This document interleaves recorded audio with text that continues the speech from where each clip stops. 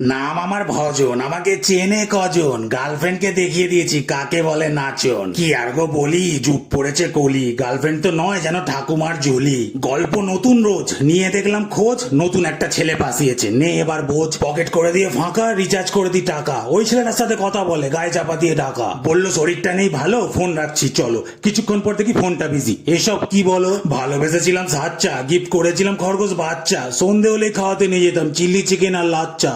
রেস্টুরেন্টে বেশ গেছিলাম কোন, তখন ওর একটা এলো ফোন, সাইডে গিয়ে যখন ধরলো তখনই কেমন আমার করলো মন। পরে ওকে দিয়ে ফাঁকি, আর চোখেতে দেখি কল লিস্টের নামটা আমার চেনা নাকি। বাবুটু দেখি লেখা, এত বড় ধোকা, এবার তো মনে হচ্ছে কোনো একটা স্টেপ নিতেই হবে বেকা। সকাল সন্ধে খেয়ে এত দামি দামি গিফট নিয়ে এভাবে তো যেতে দেবো না পিছনে বাস দিয়ে।